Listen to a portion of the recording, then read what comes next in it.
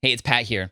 Look, SEO or search engine optimization, it's pretty complicated, or at least that's how we make it out to be. It can actually be pretty simple to understand. If you want to rank higher for keywords and get free organic traffic coming in from Google, well, then this video is for you. So I recently had a conversation with a friend of mine, Tim, over at Ahrefs. Ahrefs is a tool that I use to audit my website, to check rankings, to see what the backlinks are, and just get a pulse on my website. And Tim laid out exactly how anyone and everyone should be approaching search engine optimization today. I'm going to cover the highlights of that conversation here in this video, so you don't have to listen to or watch a 45-minute conversation.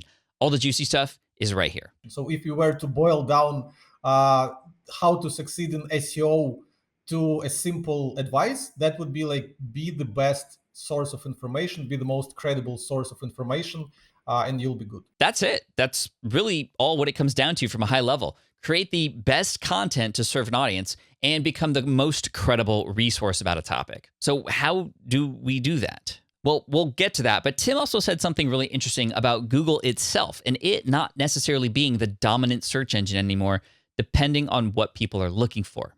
Here's what he means. Google is no longer a dominant force in search. If you need, for example, to look up some reviews of, Pokemon cards, you would rather go and look on YouTube because you can actually see people opening boxes, reviewing those cards, looking at them, discussing them.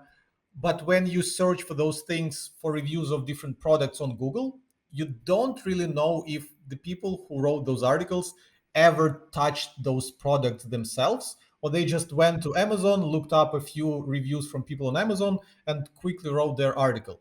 So yeah, I believe search is more kind of fragmented now. People use different sites to search for different things.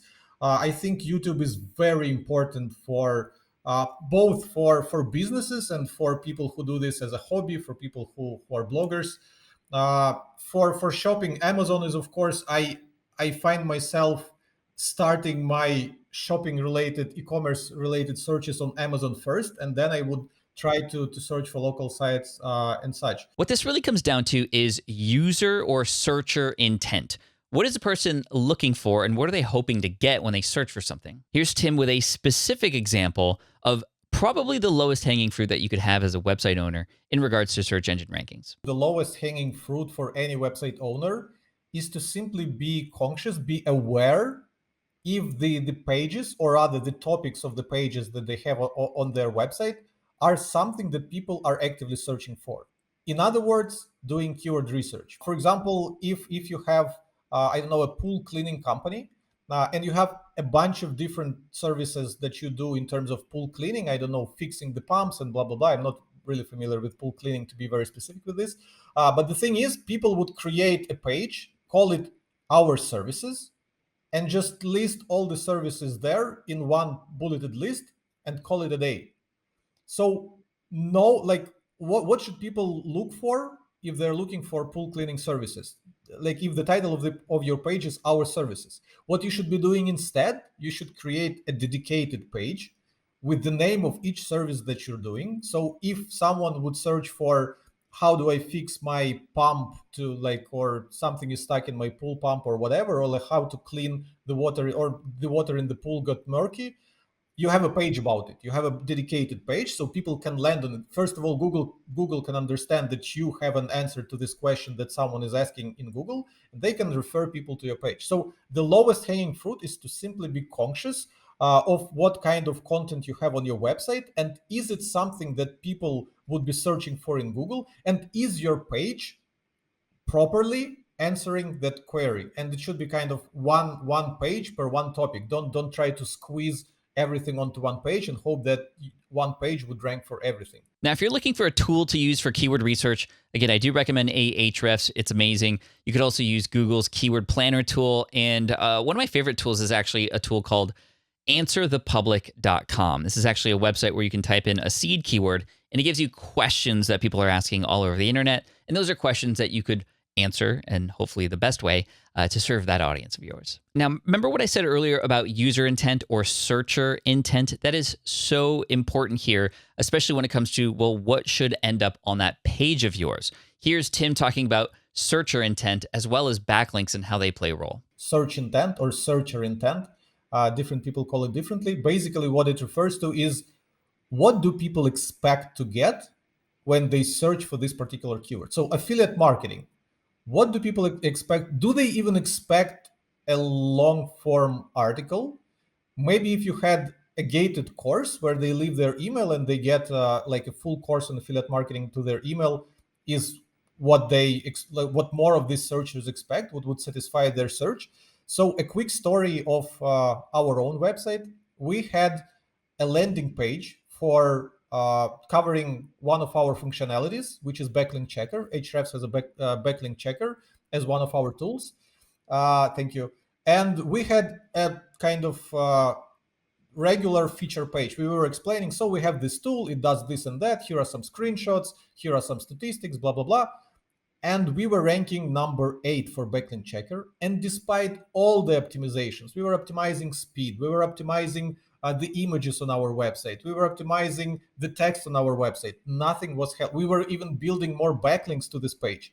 Nothing was helping us. And then we noticed that the pages that were outranking us were free tools.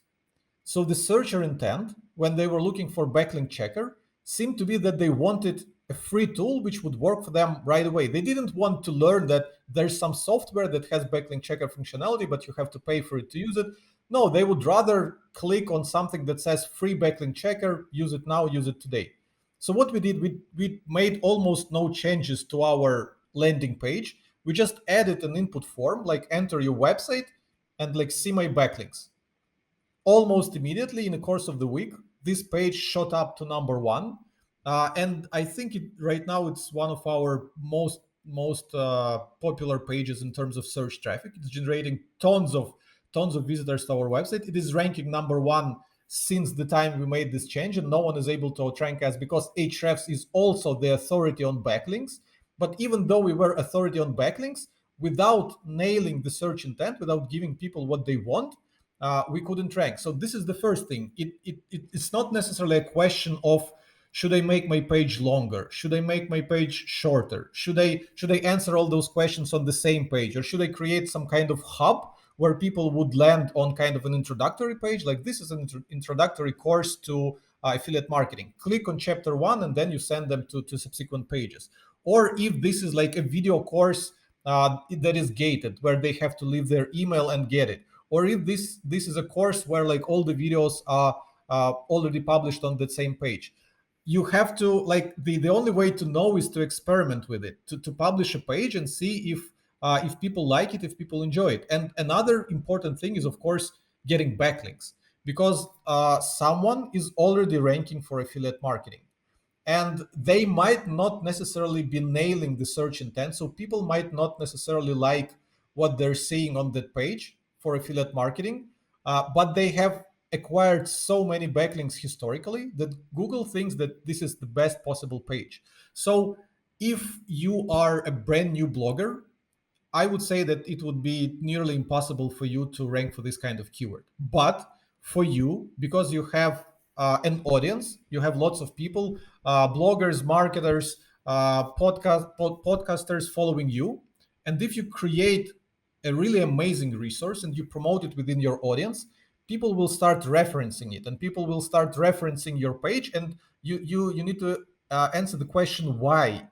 Why is your resource better than what's already there? Why did you bother to create it other than to rank and get search traffic for it?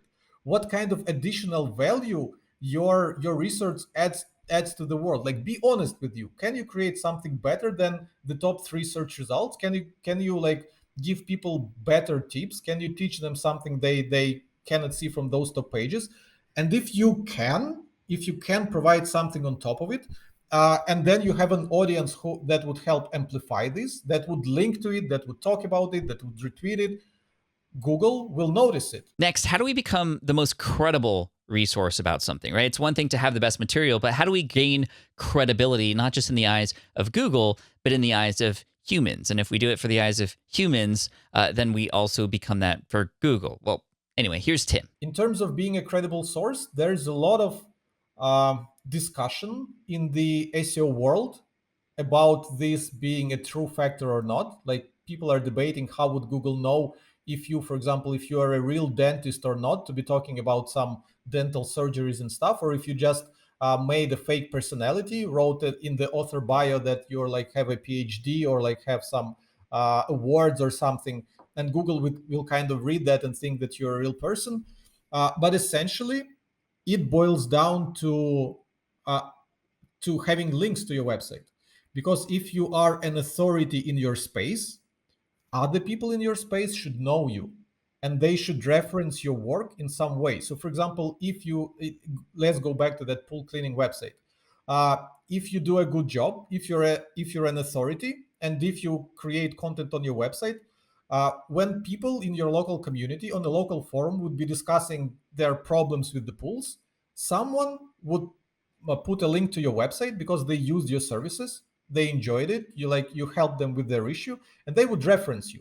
So this is how Google knows that you are an authority, because other people mention your website, mention your content. Some people also think that even mentions of your brand, even if those mentions are not linked to your website, uh, do influence this. For example, my name or your name, people mention us in articles all around the internet, and not necessarily they would link to our website. So Google might see that, okay, this article is written by Team Solo, and we saw the name Team Solo on, I don't know, 100 websites. So this guy must be real. Of course, this can be gamed because you can create 1,000 websites, you can put a fake persona there, but those signals can influence this.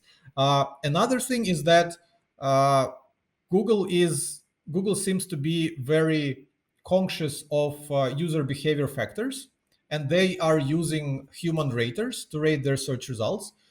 So probably they also look at the page and look at like how your website is structured. Is it good looking? Because if it looks like it's from 90s, people can trust this. People wouldn't put their credit card on a page that looks like it was created 20 years ago. So if you're investing effort in your website, if it is clean, if it is good looking, if it works fast and well, those things also contribute to your kind of authority. But the main thing is being the authority, not trying to fake it. If you are an authority, you are an authority. Like I even struggle to explain this, but I think the concept is more or less understandable. So, as you can see, search engine optimization is becoming what it should have always been. It's about creating the best material or the best resource for the right person who is searching for something. It wasn't always like that. You could game the system, and many people still are, but it was much worse back in the day, and websites that were ranking didn't deserve to rank. It's becoming a little bit better. And remember, that's Google's goal eventually. So go with their goal,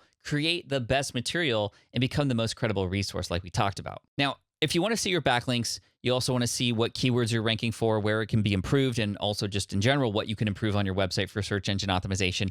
I highly recommend checking out Ahrefs Webmaster Tools, AWT. It's free to use and you can get access to it right now. I have a link on the screen and a link right on the description to help you out.